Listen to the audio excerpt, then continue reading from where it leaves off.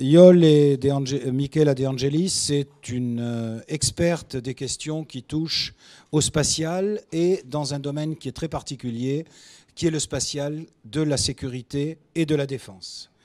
Elle est titulaire d'un doctorat sur le rôle des technologies de l'information et de la communication dans les conflits asymétriques, donc dans ces conflits qui sont très particuliers et qui sont les conflits les plus fréquents aujourd'hui, même si nous assistons aujourd'hui, notamment avec la montée en puissance de la Russie, à des conflits qui pourraient devenir des conflits symétriques et plus asymétriques.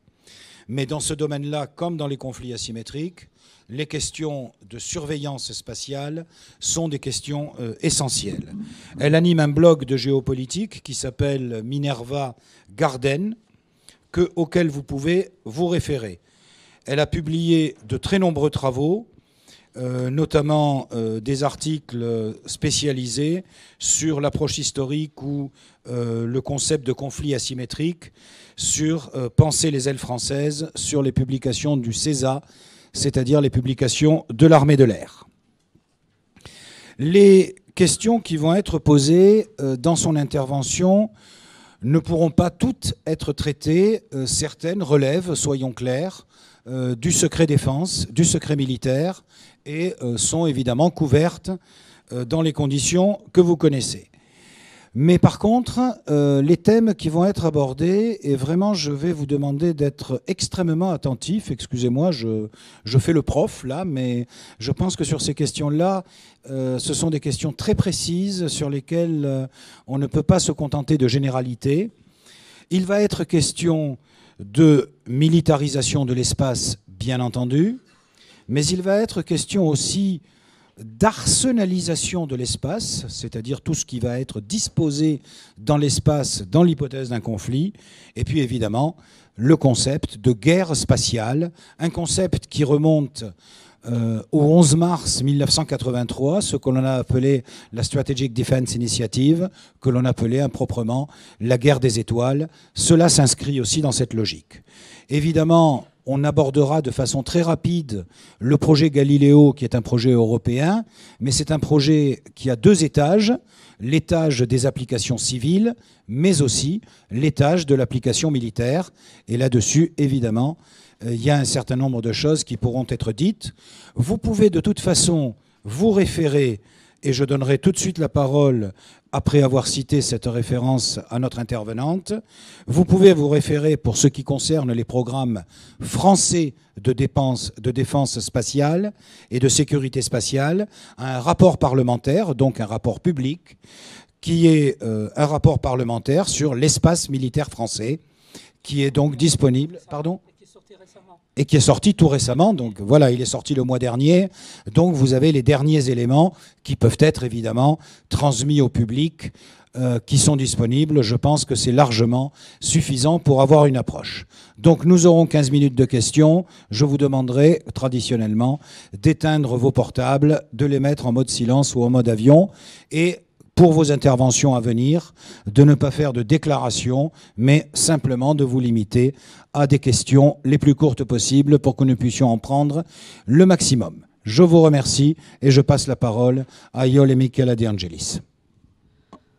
Donc, bonjour, merci d'être venu ce samedi. Je sais que le temps est merveilleux, qu'il y a la neige, donc merci d'avoir renoncé au ski pour venir au Festival de géopolitique. Donc, est-ce qu'on peut commencer déjà pour... Donc, j'ai choisi de parler de l'espace militaire parce que c'est quand même un domaine dont je m'intéresse depuis à peu près 20 ans. Je suis un élève de l'International Space University et j'ai fini mon master en 1996. Et je me suis intéressée depuis lors aux des questions d'espace, sécurité, défense. Donc, j'aime bien raisonner de façon assez linéaire. Et en effet, je commence par un postulat, c'est-à-dire que déjà, j'aime bien donner des définitions. Donc, qu'est-ce que c'est la géopolitique? Je vous laisse lire. Et donc, l'idée clé de ma présentation, c'est que l'espace extraterrestre, extra-atmosphérique, c'est quand même un des domaines qui exprime la puissance d'un acteur international. Je ne parle plus d'États parce qu'aujourd'hui, les acteurs internationaux ne sont plus seulement des États-nations, mais sont aussi des entreprises, des ONG et d'autres acteurs. Donc, par exemple, aussi, on peut avoir un jour aussi des acteurs terroristes qui vont acquérir des capacités spatiales. Donc, next slide, please. OK. Donc, mon deuxième postulat, c'est que moi, j'avais lu il y a quelque temps un livre qui est très intéressant et que je vous conseille. C'est un livre écrit par les colonels Qian et Wang. À l'époque, c'était des colonels, peut-être aujourd'hui, c'est des généraux. Ils sont chinois. Et moi, j'aime beaucoup l'approche stratégique chinoise, dans lequel ils définissent la guerre comme quelque chose, un peu à la Clausewitz, la continuation de la politique avec d'autres moyens. Mais pour eux, c'est bien plus que ça. C'est-à-dire la guerre n'est plus une question seulement militaire, c'est une question économique, c'est une question informationnelle, c'est une question diplomatique. Et l'espace, ça comprend tous ces domaines. Et petit à petit, au cours de la présentation, on va voir pourquoi. Et aussi, mon autre approche, c'est une approche transnationaliste dans les relations internationales. C'est-à-dire que dans les années 70, Kyohan et Nye ont parlé de soft power et hard power. Et maintenant, Joseph Nye parle de smart power, c'est-à-dire de cette puissance qui c'est bien, qui est qui est un curseur entre tout ce qui est puissance immatérielle, donc capacité d'influence, et puissance matérielle. Donc c'est la question de Staline quand il parlait du pape, combien de divisions, quel PIB, ça c'était pas Staline qui demandait ça, mais c'est vraiment cette question de où on met le curseur entre l'image qu'on donne, l'image de puissance qu'on donne, et la puissance réelle. En italien, on a un dicton, on parle de la fumée et du rôti. Des fois, il y a trop de fumée et le rôti est tout petit. Donc, quelle est la quantité de parfum de la nourriture par rapport à la quantité de nourriture qu'on a disponible? Voilà. J'aime bien parler aussi du plan de la présentation. Donc, comme ça, vous savez à quelle sauce vous allez être mangé. Voilà. Et donc, je vais parler d'abord de donner des définitions de l'espace extraterrestre, parce que dans géopolitique, il y a géo pour géographie. Donc, c'est important quand même de donner des définitions géographiques.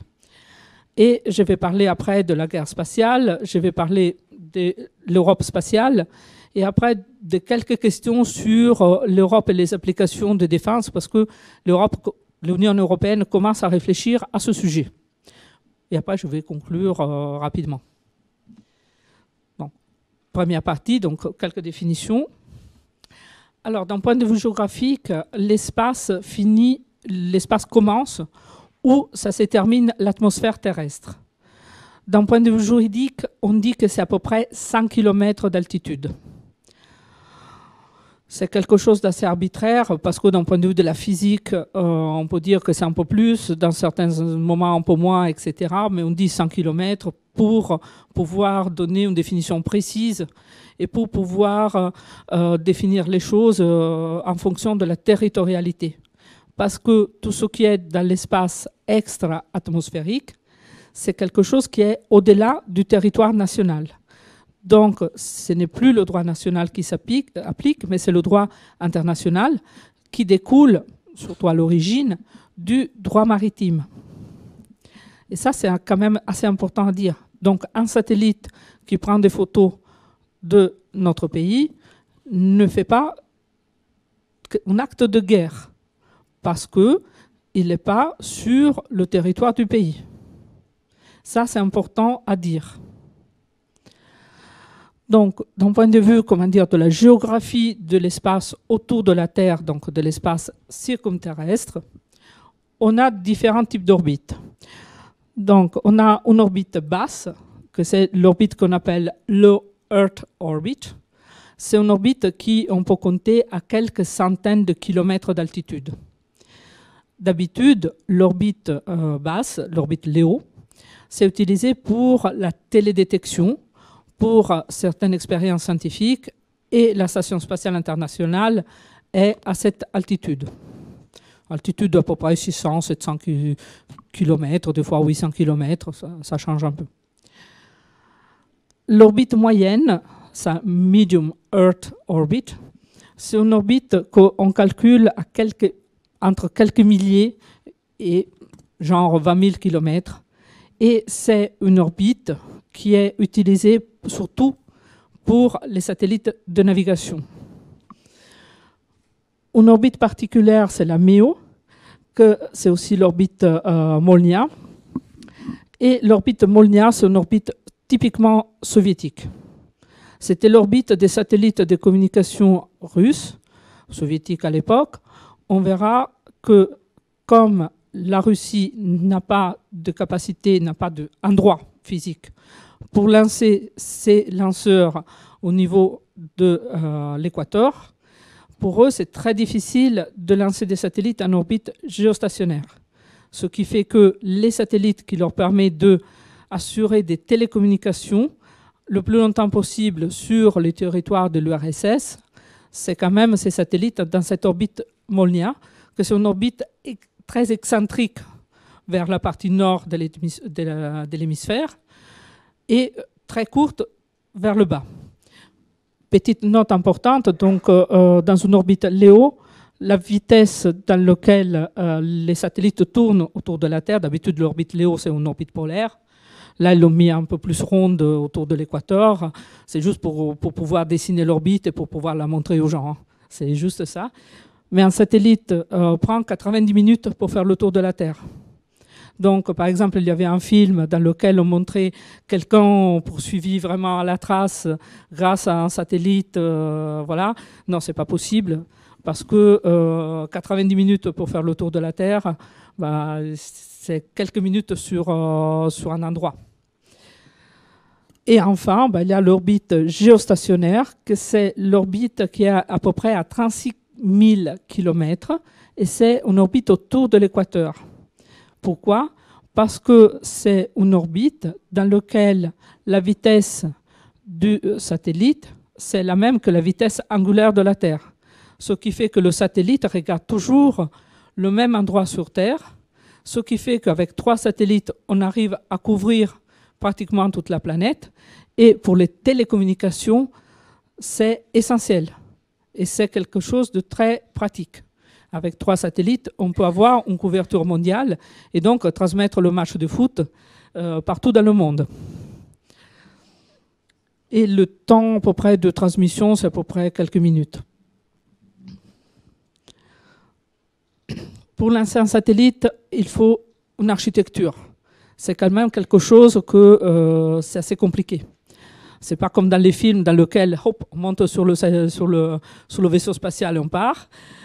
C'est très compliqué parce qu'il y a la gravité terrestre, parce que il y a beaucoup de... Les matériaux doivent être bien définis. Il y a des calculs aussi à faire par rapport à la puissance du moteur, par rapport aux vibrations.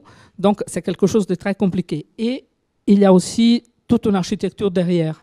Donc, on a un segment sol, un segment de lancement, un segment spatial et les liaisons. On verra dans les prochaines transparentes. Voilà. Donc là, c'est notre vision de l'architecture spatiale dans laquelle j'ai essayé de montrer qu'est-ce qu'il y a derrière un satellite en orbite.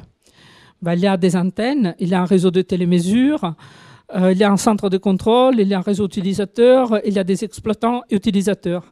Une chose importante à dire, c'est qu'il y a quand même toujours des personnes derrière chaque console. Donc ça, c'est quelque chose d'important parce que beaucoup de fois, on parle de techniques, de technologies, etc.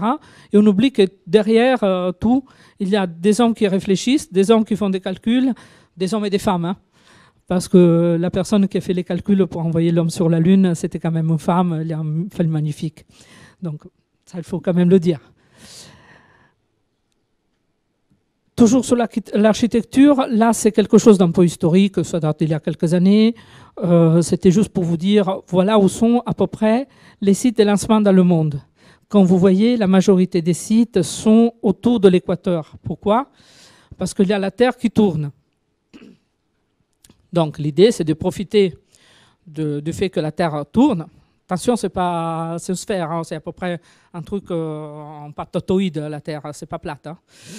Voilà, mais... Ah non, mais... ah non, mais aujourd'hui, il y a des gens qui pensent que la Terre est plate. Bon, c'est important de le dire. Non, la Terre n'est pas plate. On la montre plate parce que c'est plus facile de la montrer plate. Mais la Terre tourne, et donc comme elle tourne, elle peut donner une petite poussée au lanceur quand on le lance. Et pourquoi ils sont surtout vis-à-vis de la mer? Tout simplement parce qu'un lanceur, c'est un gros missile avec plein de propergoles qui explosent. Ce qui fait que s'il y a un accident et ça tombe sur une ville, la ville est détruite. Ce qui fait qu'on essaie surtout de lancer en direction de la mer. On interdit toutes sortes de navigation pour protéger les gens. Et au cas où le lancement, ça passe mal, il y a toujours une personne qui assure la sécurité du lancement et qui détruit le lanceur avant que ça puisse poser un danger pour des personnes et pour des villes. Ça, c'est très important aussi de le dire. Donc voilà. Maintenant, bon, à quoi ça sert l'espace? Parce que l'espace, c'est quelque chose de dual. C'est-à-dire, ça peut servir aux questions civiles, ça peut servir aux questions militaires. Hier soir, il y a eu une conférence très intéressante sur toutes les questions commerciales et civiles. Aujourd'hui, on va parler un peu plus des questions militaires. Mais le spatial sert pour la prévention des crises, parce que le renseignement, c'est très important pour prévenir les crises. Surtout le spatial, bon, le premier document sur les applications militaires de l'espace est de la RAND Corporation, et ça date de 1946, qui parlait de la télédétection, c'est-à-dire du fait que on avait commencé avec les ballons pour prendre des photos, pour voir qu'est-ce que faisait l'ennemi derrière la colline. Après, on a essayé de regarder plus loin avec les avions. Et petit à petit, on s'est aperçu que quand même, on restait dans le territoire des pays. Et afin d'éviter des guerres, on a petit à petit développé la technologie spatiale. Et on s'est dit, bon, comme ça, on sort de zones territoriales. Donc, à quoi ça sert l'espace? Donc, télécommunications. Les télécommunications, c'est important pour gérer, pour donner des ordres, recevoir des ordres. C'est le temps réel. C'est, d'un point de vue civil, c'est le match de foot que tout le monde peut voir en même temps. Même chose pour les informations militaires. Après, il y a toute la notion de cryptage, décryptage, etc., qui permet d'avoir une sécurité dans les informations. Pour donner de l'alerte, parce qu'il y a des satellites aussi qui permettent de détecter des lancements de missiles. C'était très utile pendant la guerre froide, parce que ça permettait de voir est-ce que vraiment l'Union soviétique est en train d'attaquer les États-Unis ou vice-versa. Est-ce que la Corée du Nord a vraiment lancé quelque chose? Ça permet d'avoir une alerte et ça permet après d'agir en fonction de cette alerte. Est-ce que vous pouvez revenir en arrière? L'écoute, ça fait partie aussi du renseignement. La météo, on ne peut pas faire d'action militaire ou d'opération sans avoir la météo. De même, on ne peut pas aller au ski sans la météo. Voilà. L'océanographie, parce que ça permet d'étudier les océans. Ça, c'est très utile pour la marine. La navigation spatiale, la navigation précise grâce au spatial. Ça permet de guider les missiles de façon précise, donc d'éviter de tuer des civils. Mais en même temps, ça permet de savoir où est-ce qu'on va précisément et d'éviter de se perdre, chose qui est aussi très importante. Et l'observation, comme je n'ai déjà parlé, c'est toute la partie aussi renseignement et comprendre qu'est-ce que l'ennemi est en train de faire, autant derrière la colline, autant un peu plus loin. Oui, on peut avancer, s'il vous plaît. Voilà, on va passer sur la gaz spatiale. Donc, terminologie très importante, militarisation, arsenalisation et gaz spatial. Militarisation, ça veut dire tout simplement qu'on utilise l'espace à des fins militaires. Ça peut être du renseignement, ça peut être des télécommunications, ça peut être de la navigation. Donc, c'est quelque chose qui est tout à fait autorisé. Parce que l'article 4 du traité de 67 sur les activités spatiales, il met en exergue le peaceful uses of outer space, c'est-à-dire les utilisations pacifiques de l'espace. Et après, il y a aussi une interdiction de mettre des armes de destruction massive dans l'espace. Donc ça, c'est très important. Et la militarisation, c'est ce qu'on fait tous les jours pour les communications de Syracuse plutôt que d'autres communications militaires, etc. Donc voilà. L'arsenalisation, ça veut dire mettre des armes dans l'espace. Alors, il y avait un projet américain, le projet de guerre des étoiles, de mettre des lasers dans l'espace. Très difficile d'un point de vue technique. Il y avait les soviétiques qui avaient mis des missiles nucléaires dans l'espace. Bon. Ils l'ont fait avant le traité de 67. Voilà, bon, il y a même les Américains qui ont fait des tests nucléaires, comme les soviétiques, ils avaient fait des tests nucléaires dans les années 70. Ils ont utilisé l'espace ils ont mis des armes. Après, comment dire, c'est interdit, mais surtout c'est très difficile à faire. C'est très compliqué et c'est très difficile à faire. La guerre spatiale, c'est un terme un peu plus héroïque et journalistique, dans lequel on dit oui, l'espace c'est un champ de bataille, donc on peut faire de la guerre dans l'espace, etc. Oui, on a développé des armes anti-satellites, il y a des capacités, on en parlera plus tard, mais c'est surtout en termes journalistiques. Donc là, c'est pour résumer un peu tous les domaines dans lesquels on peut faire la guerre. Il y a le domaine spatial, il y a l'air, la terre, la mer. Là, la marine, quand ils commencent leur conférence, attention, la mer, c'est le 80% de la planète. Et maintenant aussi le sous-sol. Là, c'est aussi vraiment une approche toujours multidomaine, comme ils disent les Chinois, c'est-à-dire que le sous-sol, ça veut dire les ressources minérales. Les ressources naturelles de la Terre, le pétrole, le charbon, les minéraux, etc. Et après, l'espace informationnel qui couvre tous les domaines. Alors là, c'est un peu mon analyse de la guerre. Donc pour moi, quand on fait la guerre, on peut faire des actions qui ont des effets non permanents et des effets permanents. On peut agir sur les humains comme sur la technologie. Sur les humains, on peut faire des actions de propagande où on essaie de convaincre les gens à faire quelque chose ou ne pas faire quelque chose. Ça peut être aussi une propagande afin de bien, comme au Kosovo, quand il y a les experts de propagande qui ont essayé de convaincre les enfants de ne pas jouer avec les mines antipersonnelles. Donc, il y a plusieurs niveaux de propagande. Attention, voilà.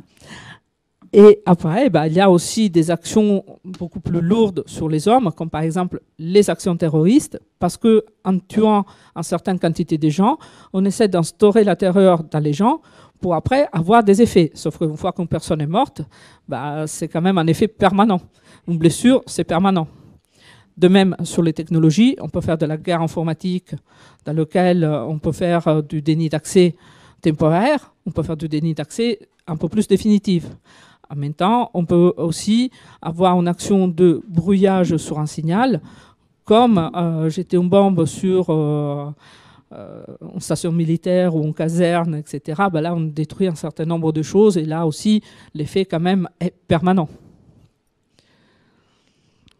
Donc, d'un point de vue spatial, comment ça s'est traduit? On peut attaquer le segment sol, on peut attaquer le segment spatial, on peut attaquer toutes les parties de l'architecture spatiale.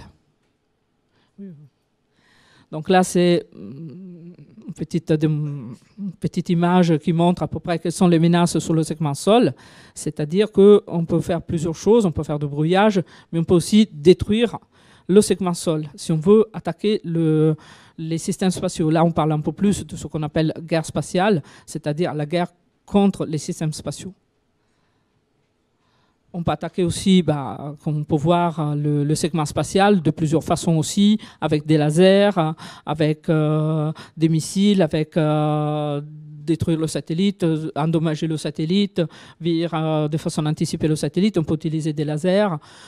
Il y a eu des tests aussi dans les années 90 sur utiliser des lasers pour attaquer des satellites, etc. Mais toujours le laser au sol parce que la structure est très grande.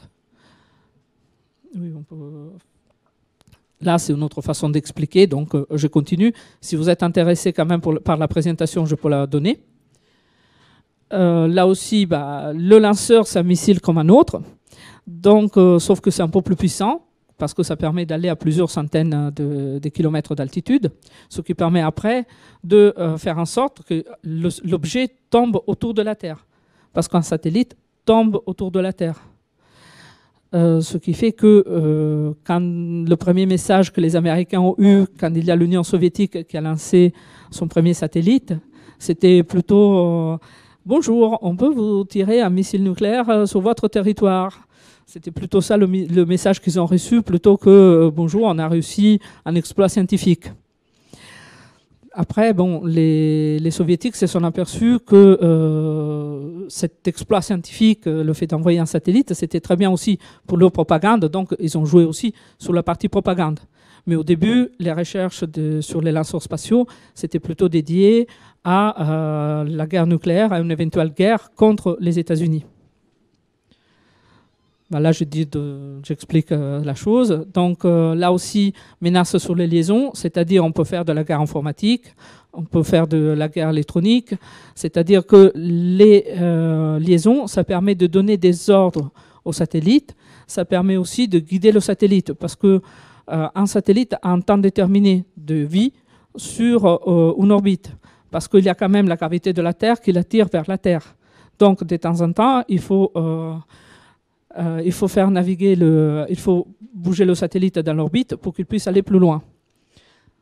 Bon, je vais un peu plus vite. Donc l'espace aussi, c'est les menaces qui viennent dans l'espace, dans le sens que on peut faire aussi, on peut mettre aussi des choses qui après peuvent attaquer la Terre.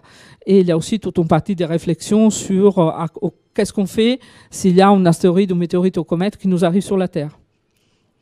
Donc, qu'est-ce qu'on peut faire? Là, un autre domaine qui est très important dans le domaine de la guerre spatiale, c'est tout ce qui est la surveillance de l'espace. C'est-à-dire savoir qu'est-ce que font les satellites à l'espace. Il y a d'une part un registre des Nations Unies dans lequel tous les objets spatiaux sont enregistrés, mais comme c'est quelque chose qui dépend du droit international, les États peuvent dire un peu ce qu'ils veulent. Donc, quand on ne sait pas trop qu'est-ce qu'est en train de faire un satellite, c'est bien pour la souveraineté d'un pays de savoir qu'est-ce que ce satellite est en train de faire. Et c'est là qu'ils viennent des télescopes dédiés ou des radars dédiés. Et ça, c'est quand même un domaine qui est très important pour la souveraineté d'un pays et très important d'un point de vue géopolitique. Arsenalisation de l'espace, ça veut dire vraiment mettre des armes dans l'espace, comme j'ai dit. Et à bout d'un moment, dans les réflexions stratégiques, il y avait la notion de mettre des barres de tungstène ou des barres de matériaux très lourds dans l'espace pour après les lancer contre la Terre. Ce n'est pas une arme de destruction massive à sens propre, mais un truc de plusieurs tonnes de matériel lourd qui arrive en très haute vitesse, ça peut quand même faire mal. Hein. Mais disons seulement ça comme ça, voilà. Donc là, je m'étais un peu amusée à faire un peu de réflexion comme ça, mais comme on est en retard, je vais passer. Donc l'Europe spatiale, donc là, il y a toute une réflexion aujourd'hui sur qu'est-ce qu'on fait avec l'espace, qu'est-ce qu'on fait de l'espace, pourquoi, comment, etc. Donc, première chose intéressante, c'est Copernicus. C'est un programme civil d'observation de la Terre, mais là, ça rentre un peu dans le domaine de la sécurité, dans le sens que ça sert pour protéger la nature, pour la réaction aux catastrophes. Donc là, ça vient de la différence entre risque et menace. Un risque, c'est quelque chose sur lequel il n'y a pas de volonté derrière. Ça peut être un tremblement de terre. La Terre ne décide pas, bonjour, alors là maintenant je vais faire un tremblement de terre pour détruire telle ville ou telle ville. Non, la Terre ne fait pas ça. Même chose pour d'autres désastres climatiques. Il n'y a pas de volonté derrière. En revanche, quand une personne tue une autre personne ou blesse une autre personne, là, il y a une volonté derrière.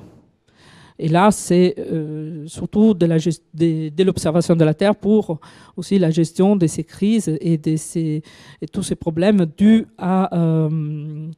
aux désastres naturels. Après aussi la gestion de l'agriculture, la santé, etc. EUMETSAT, c'est toujours pour la météo. Très important, autant sur un plan civil, s'organiser un week-end de ski, autant sur un plan militaire pour organiser quand même une opération militaire. Galileo, la question de la navigation, que c'est très importante parce que autant sur un plan militaire, ça sert pour la navigation, autant c'est une base aussi de calcul pour un système de cryptage, autant ça sert pour la synchronisation des activités bancaires, autant ça sert aussi pour protection civile, pour plein de missions. Et c'est important d'avoir quelque chose d'indépendant par rapport à d'autres pays pour pouvoir définir nous-mêmes notre standard horaire et aussi notre navigation, et notre navigation précise. En effet, il y a aussi quelque chose dans la planche après qui améliore aussi la précision du système de navigation Galileo, parce que c'est important qu'un autre pays qui est propriétaire d'un autre système de navigation ne modifie pas la précision du signal en plein milieu d'une opération sans nous le dire. Parce que bon, ce système de satellite appartient à notre pays, il peut faire ce qu'il veut avec. Voilà. Après, l'Europe s'est intéressée aussi à l'exploration spatiale, surtout sur un plan de l'innovation et de la recherche scientifique, parce que c'est quand même quelque chose qui aide au développement de l'industrie, parce que l'innovation et la recherche, c'est très important pour développer de nouveaux matériaux, pour développer des choses aujourd'hui dans la vie de tous les jours et pour notre santé. Beaucoup de matériaux dépendent de la recherche spatiale. Et les ordinateurs qu'on a là, ou le téléphone portable, ça vient aussi de la miniaturisation qui est née avec l'exploration spatiale. Même chose pour la recherche, qui est quand même un domaine important d'un point de vue de la géopolitique. Ben, j'avance un peu parce que là, on me signale qu'il faut que j'avance. Donc l'Europe, je parle de la guerre spatiale. Bon, l'Union européenne n'a pas vraiment de programme vraiment militaire d'espace. Il y a des réflexions. Donc, par exemple, il y a une agence européenne de défense qui a défini un certain nombre de priorités. Et dans le Key Capability Program, il y a toute une partie sur les communications spatiales, en plus de la cyberdéfense, etc. Donc, les communications spatiales, c'est un projet qui a commencé en 2013. Ça regroupe plusieurs pays. Bon, vous voyez la liste. Et c'est surtout parce que c'est un élément indispensable pour toutes les questions de sécurité. Et ceci, c'est quand même un élément qui ne crée pas de problèmes particuliers d'un point de vue de la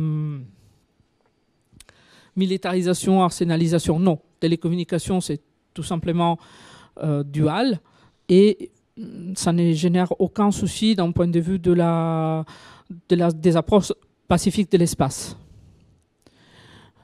Donc maintenant, ils ont fait... Donc là maintenant, d'un point de vue spatial, les priorités capacitaires de l'Agence européenne de défense, c'est toujours de l'observation, la navigation, la connaissance de la situation spatiale, c'est-à-dire qu'est-ce que tourne autour de notre tête.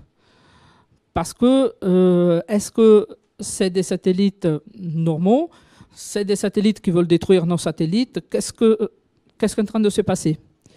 Et aussi, toujours la problématique de la communication, donc la problématique de la coordination, de travailler ensemble grâce à la technique spatiale. Donc, en conclusion, comme ça, moi, je vais laisser le temps pour les questions. Donc, aujourd'hui en Europe, la situation est simple. D'un point de vue militaire, les capacités sont quand même très nationales, très souveraines, même s'il y a beaucoup de coopération. Il y a énormément de coopération bilatérale, trilatérale, etc. Mais depuis l'origine, depuis le début, Helios, c'était quand même né comme déjà coopération pour l'observation de la Terre d'un point de vue militaire entre l'Italie, la France et l'Espagne. Et après, l'autre question, vous pouvez laisser là, c'est la conclusion. Et donc, l'Agence spatiale européenne, l'article 1 de l'Agence spatiale européenne, l'article 1 du traité de l'Agence spatiale européenne, dit très clairement que l'ESA ne peut pas travailler sur des questions militaires. Donc, à ce moment-là, qu'est-ce qu'on fait? Est-ce qu'on fait évoluer l'Agence spatiale européenne qui a un traité à part par rapport à l'Union européenne, ou bien on crée une agence européenne? Ça, c'est des questions qui sont en train d'être définies. Le problème, c'est que c'est toujours des réflexions à 28, des fois beaucoup plus, parce que dans l'ESA, il y a aussi la Suisse et le Canada, qui ne font pas partie de l'Union européenne, ce qui fait que c'est quand même des réflexions et des négociations qui demandent toujours énormément de temps. Et Voilà. Là, avec ça, je conclus ma présentation et je suis prête à prendre les questions.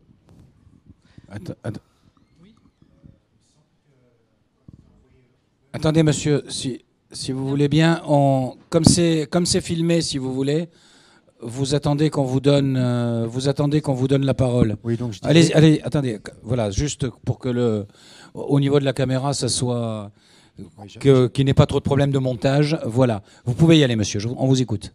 Donc, il me semble que quand ils ont envoyé Hubble dans l'espace, ils savaient qu'il était myope, mais je crois qu'ils ont fait Hubble. Hubble, c'est un télescope. Oui, Hubble, c'est un télescope civil, oui. Voilà, donc c'était juste une remarque. En fait. Oui, mais Hubble regarde l'espace, regarde pas la Terre. Oui. Les satellites militaires regardent la Terre, Hubble regarde l'espace. Et après, des fois, ça arrive qu'il y a des mauvais calculs. C'est monsieur d'abord. C'est par là, c'est par là, c'est par là. Voilà. Voilà, allez-y, monsieur. Allez-y. Bonjour. Oui. Voilà. J'aurais voulu savoir quelle était la capacité d'autonomie, d'autosuffisance technologique de l'Union européenne ou des industries européennes par rapport à l'espace. C'est-à-dire, est-ce qu'on a des produits made in Europe et made by Europe, ou alors est-ce qu'il y a une dépendance par rapport aux grandes puissances technologiques états-uniennes et autres? Alors, on a énormément de produits made in Europe. Par exemple, Ariane 5, c'est, disons, 99% made in Europe. Après, il y a quelque chose qui n'est pas produit en Europe, parce qu'aujourd'hui, il y a toujours des petites choses qui ne sont pas produites en Europe. Mais comme c'est quelque chose de la souveraineté, c'est très, très important pour d'avoir des choses made in Europe. Voilà, ça c'est la réponse. Hier, ils ont fait vraiment 1 heure sur ce sujet-là. Donc. Attendez, il y a d'abord une question ici au premier rang, si vous voulez bien. Bonjour. C'est par rapport à l'armée. Actuellement, on est en train de tout réformer avec le programme Scorpion. Et du coup, on commence à parler de la numérisation de l'espace de bataille. Et c'était pour savoir si on avait un parc suffisant en termes de satellitaire et en termes de réception, vraiment au niveau de la France, vu qu'on est une des seules armées européennes. Alors, la France a quand même des très bonnes capacités spatiales. Et la seule chose que je peux vous dire, c'est de vous référer au document sur l'espace du Parlement, parce que vous trouverez votre réponse là-dedans. Et après, il y a tous les problèmes d'interopérabilité des systèmes militaires. Mais ça, en termes militaires, on l'appelle aussi un serpent de mer, si je ne m'abuse pas. Et c'est quelque chose qui revient régulièrement. Mais en tout cas, il y a des capacités. L'espace fait partie aussi des projets qui concernent la numérisation de l'espace de bataille. Mais après, pour plus de réponses, je vous conseille vraiment de regarder le document du Parlement français, de l'Assemblée nationale. Attendez, on va peut-être essayer de regrouper les questions. Voilà, une question courte, s'il vous plaît. Où en sont les recherches hypersoniques et le backup en cas de denial of service et de spoofing qui a été avéré avec le bâtiment norvégien qui s'est abîmé sur sa côte? Merci. Alors, concernant l'hypersonique, je crois que sur le site du ministère des Armées, il y a un communiqué de presse qui vient de paraître, je crois qu'il est paru cette semaine ou la semaine dernière. Donc je me permets de vous signaler ça pour aller regarder. Pour le reste, j'avoue que c'est pas dans mon domaine des compétences sur le domaine spatial. Parce que le denial of service, c'est quand même quelque chose qui consiste dans la lutte contre l'espace. Et en Europe, on n'est pas en train de faire de la lutte contre l'espace. On ne fait pas des antisatellites, on fait de la surveillance de l'espace. Il y a des technologies pour la surveillance de l'espace, notamment en France. On peut le lire très bien. Toute la description de l'architecture, c'est sur le document de l'Assemblée nationale. Et après, il y a, comment dire, le denial of service. Bon, après, il y a aussi, comment dire, des documents sur la lutte informatique offensive et défensive qui sont publiés sur Internet, sur le site du ministère des Armées. Donc, je me permets de vous suggérer de lire ces documents. C'est la position officielle du ministère des Armées. Moi, je ne peux pas donner la position officielle du ministère des Armées. Juste un complément qui sera utile, puisque nous travaillons, en tout cas au niveau des clionotes, sur ces questions. Merci. Je vous renvoie de façon très précise sur le Centre de doctrine et d'enseignement du commandement, le CDEC, ancien CDEF, Centre de doctrine et d'emploi des forces, qui dépend de l'armée de terre. Oui, mais c'est mon armée de cœur, donc forcément. Mais oui, non, il y a une dimension interarmée, nous sommes bien d'accord. Et vous avez 2 publications dans les cahiers de la pensée militaire, vous avez compris, qui sont très précises sur la notion de lutte sur le cyberespace. Là, je vous y renvoie. Vous avez véritablement des informations qui sont globales. Alors évidemment, il y a ensuite les cahiers du CESA, du Centre d'études sur l'air et l'aérospatial. Voilà. Et le CCDE, absolument. Vous avez véritablement une richesse documentaire que fournissent l'ensemble de nos armées qui permet au public d'avoir une information de qualité précise et qui aille au-delà des fantasmes journalistiques. Bien souvent, on voit dans la presse des choses qui sont très largement inexactes, parce que bien souvent, ces publications ont été lues trop vite et surtout mal comprises. Voilà, je peux passer la parole pour d'autres questions. Merci. Est-ce que vous pourriez préciser ce que vous voulez dire sur la question des capacités entre les systèmes nationaux et l'absence de systèmes européens? C'est tout simplement une question politique. C'est-à-dire que, alors, en Europe, il y a l'Union européenne qui commence à s'intéresser aux capacités spatiales, parce que pendant 20 ans, en Europe, on ne s'est pas intéressé aux questions du spatial militaire. C'est-à-dire très peu. Soyons clairs, on s'est un peu intéressé, mais pas beaucoup. Oui, voilà. Donc, c'est-à-dire parce que, qu'est-ce que s'est passé? Bon. Moi, je m'étais intéressé à ça quand j'ai fait mon master. Ben, j'ai fini mon master et en même temps, on me dit, oui, vous comprenez, la guerre froide est finie, c'est un monde de paix, de bonheur, l'histoire est finie, Fukuyama, etc., etc.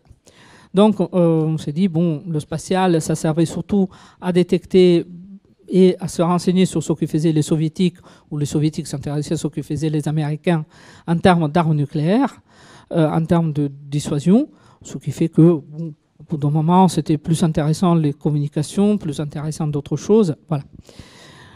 Après, ben, il y a eu guerre du Kosovo, guerre du Golfe, je l'ai dit dans le désordre, hein, différents types de guerres, attaques terroristes, etc. Et du coup, on s'est dit, waouh, ça sert quand même.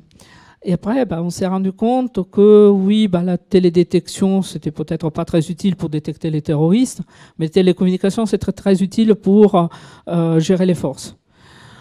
Mais c'est resté quand même toujours un peu national, parce que les armées, ben, c'est tout le processus de la défense européenne. La défense européenne, c'est quand même quelque chose qui reste quand même très national. Aujourd'hui, on se rend compte qu'il y a l'émergence de pays qui commencent à dire oui, mais la dissuasion, c'est quand même quelque chose de vachement bien. Corée du Nord, par exemple. Donc, on s'est commencé à dire oui, mais peut-être la détection, la télédétection, c'est quand même utile.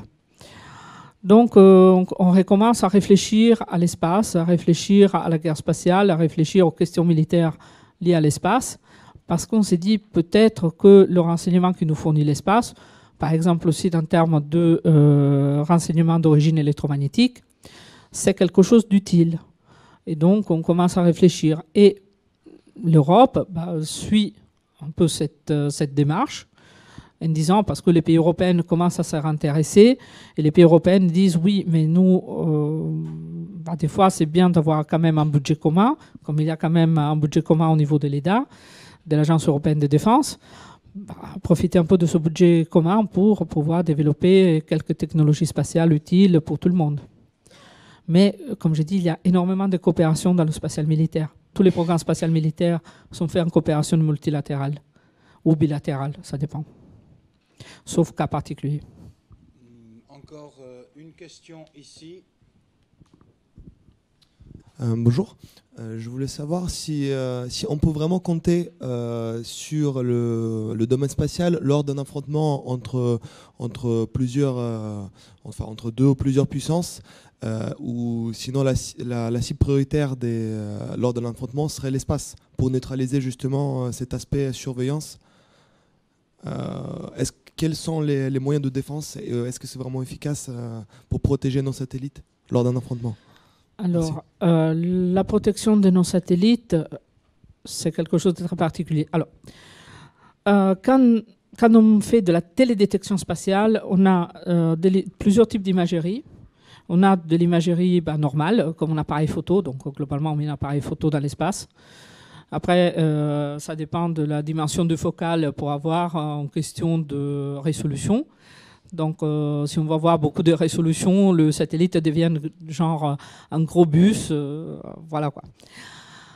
Plus le satellite est grand, plus on a de la résolution. Ça, c'est une question mathématique pure, dure. Donc là, c'est rien de secret, c'est juste des calculs mathématiques. Voilà. Alors, le problème, c'est que quand on envoie un appareil photo dans l'espace, s'il y a un nuage, on ne voit rien. Parce que c'est comme ça. Voilà quoi. Et comme notre brave satellite tourne autour de la Terre avec ses 90 minutes, donc le temps du match de foot, autour de la Terre, sauf qu'il ne revient pas exactement au même endroit. Donc des fois, il faut attendre 24 heures avant qu'il revienne au bon endroit. Donc ce n'est pas vraiment pour des questions tactiques, l'imagerie spatiale, à moins d'avoir une constellation spatiale de plusieurs satellites. Donc là, on commence à parler d'un point de vue civil de plusieurs milliers de satellites pour avoir de la permanence sur une zone. Pour l'instant, en termes militaires, on ne parle pas encore de milliers de satellites. Pour l'instant, c'est Elon Musk ou d'autres industriels qui parlent de ça, qui prennent des microsatellites pour faire des choses comme ça. Après, comment dire, la sécurité du domaine spatial, deux politiques. Bon, il y avait la politique des soviétiques, à l'époque, qui lançait des satellites très bas pour avoir de la résolution avec un minimum de taille. Et c'était des satellites pas chers, très rustiques, qu'on pouvait envoyer tranquillement. Ils faisaient 3 mois, 6 mois en orbite et c'est bon, quoi. Ils retombaient, ils se détruisaient dans l'atmosphère et voilà, quoi. Ils lançaient d'abord leur capsule avec les photos quand même. Hein. Mais ce n'était pas du temps réel. Attention, c'était les années 50-60, donc ce n'était pas du temps réel. Même chose pour les Américains, qu'ils lançaient une espèce de capsule qui était rattrapée par un avion au-dessus de la mer. Donc voilà. Et ça, c'était les années héroïques des années 60, dans lesquelles il n'y avait pas quand même l'image, le temps réel. Après, on a développé le temps réel, donc il n'y a plus ces capsules qui descendent. Mais en même temps, comment dire, les Américains, en revanche, ils ont choisi plutôt d'avoir des gros satellites à une certaine altitude et beaucoup plus durcis, donc beaucoup plus chers. Après, comment dire, c'est toujours l'histoire du bouclier et de l'épée. Là, je peux parler de ça parce que c'est un programme américain qui date des années 90 dans lequel il y a plein d'articles dans la presse, donc ça, je peux en parler. C'est le MILSATCOM. C'était un programme de télécommunications militaires américain des années 90. Ils avaient planifié de faire 4 satellites dans lesquels ils devaient résister à 6 mois de guerre thermonucléaire. Ils devaient être capables hyper durcis, hyper tout. Donc voilà. Donc, comme ils ont respecté tout le cahier des charges, et à la fin, ils ont réussi à construire avec le budget de 4 satellites, un satellite. Après, il n'y avait plus de sous. Donc, au bout d'un moment, il faut savoir qu'est-ce qu'on veut. Parce que le truc hyper durci, hyper capable, qui fait tout, qui fait même le café à l'italienne, c'est quelque chose d'hyper cher. Quelque chose de beaucoup plus rustique, c'est moins cher et on peut le lancer plus souvent. C'est une question de politique. La France, je sais qu'avec Helios, là aussi c'est un programme des années 90, donc on peut en parler un peu plus. Bah, c'est quand même quelque chose qui avait une durée de vie de 7-8 ans. Il a dépassé sa durée de vie parce qu'ils ont réussi à pas trop le manœuvrer, donc ils ont beaucoup de fuel. Et en plus, les batteries ont duré plus longtemps que prévu. Mais on avait un seul satellite. Après, comment dire, on peut utiliser des lasers pour l'aveugler, on peut utiliser des lasers pour le vieillir de façon précoce sur les... Voilà. Après, on peut aussi le détruire. Il y a quelques années, les Chinois, ils ont essayé de détruire un satellite, sauf qu'il a provoqué énormément de débris orbitaux, et ça a énervé tout le monde. Globalement, on dit, oui, pas de problème que vous testez vos systèmes anti-satellites sur vos satellites, mais surtout évitez de polluer le reste de l'espace, merci, parce que en plus, ça endommage aussi vos satellites. Là, c'est son aperçu, oui, peut-être c'est vrai. Les Américains, ils ont fait énormément de programmes anti-satellites, ils ont passé à tout. Depuis les années 50, il y avait par exemple un projet des années 70-60 dans lequel ils avaient pensé de construire un satellite qui allait à côté des satellites d'observation des autres pays. À l'époque, c'était l'Union soviétique, et qui jetait un jet de peinture sur l'optique. Donc, ils avaient vraiment pensé à toutes les possibilités. Après, c'était vachement compliqué de faire ça, donc ils ont renoncé.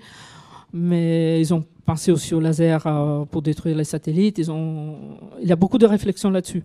Après, comment dire, il faut tout voir, parce que pour revenir à votre question, qu'est-ce qu'on fait d'un point de vue militaire? Ça dépend. C'est-à-dire, les satellites, c'est quand même de l'imagerie stratégique. Donc, sur un plan tactique, on n'utilise pas forcément l'imagerie spatiale, mais on utilise plus peut-être des avions, peut-être des drones, beaucoup plus aujourd'hui les drones, que quelque chose de spatial qui vienne un peu plus tard. Est-ce que j'ai répondu à votre question? Il reste encore 5 minutes. Juste une anecdote quand même, ça me fait penser, cette histoire de peinture sur l'optique des satellites pour les rendre incapables de visionner, ça fait penser un petit peu à ce qu'ont fait les gilets jaunes sur les radars. Donc voilà, comme quoi on n'a pas inventé grand-chose. Mais bon, voilà, j'ai eu un flash curieux. Oui, c'est vrai que nous avons 2 gilets jaunes. Alors, d'autres questions, mais je pense que... Alors, vous avez énormément de choses, madame, je vous en prie.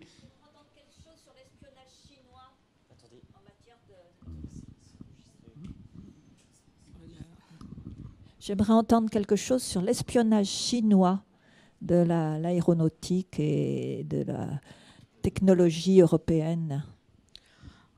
Pour l'espace. C'est pas l'objet de ma présentation, parce que je ne fais pas ni des questions sur le renseignement. C'est pas une présentation sur le renseignement, c'est pas une présentation sur l'intelligence économique.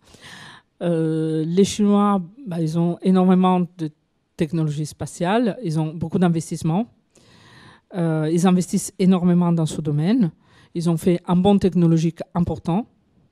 Ils ont des lanceurs qui sont quand même assez rustiques et assez efficaces. Je me rappelle, il y a quelques années, il y avait eu un lancement spatial chinois. Il y avait eu une erreur de calcul, il avait tapé contre un satellite chinois. Mais il a réussi quand même à envoyer son satellite en orbite. Donc j'ai dit, quand même, le lanceur, c'est pas mal. Donc après, comment dire... technologiquement parlant, les Chinois, ils utilisent la technique d'envoyer leurs étudiants un peu dans les meilleures écoles. Ils apprennent plein de choses et après, ils les réutilisent chez eux.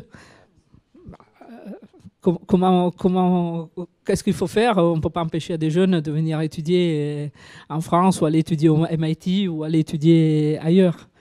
Donc ça c'est clair, net. Après, comment dire, c'est la politique nationale du pays.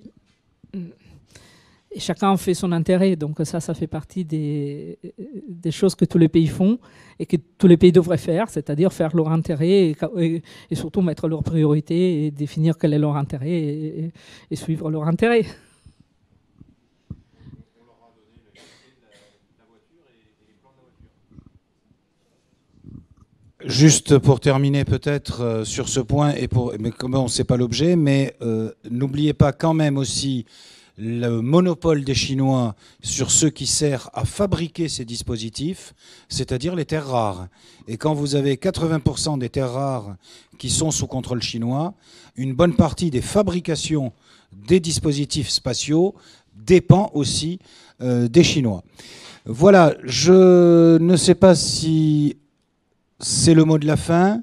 Nous sommes en avance de 2 minutes sur l'horaire prévu. Ça permettra, s'il reste une dernière question, elle peut être prise.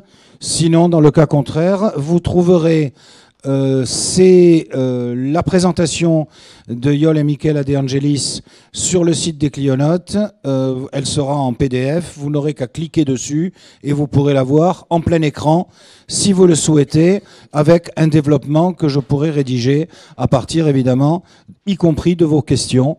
Voilà, je vous remercie, je vous souhaite une bonne fin de festival et encore merci à Grenoble École de Management et à leurs étudiants qui sont effectivement très présents, nos gilets jaunes, on va les appeler comme ça, qui sont très présents et qui sont des collaborateurs très investis dans ceux qui quand même contribuent très largement au rayonnement de leur école. Bon après-midi, merci.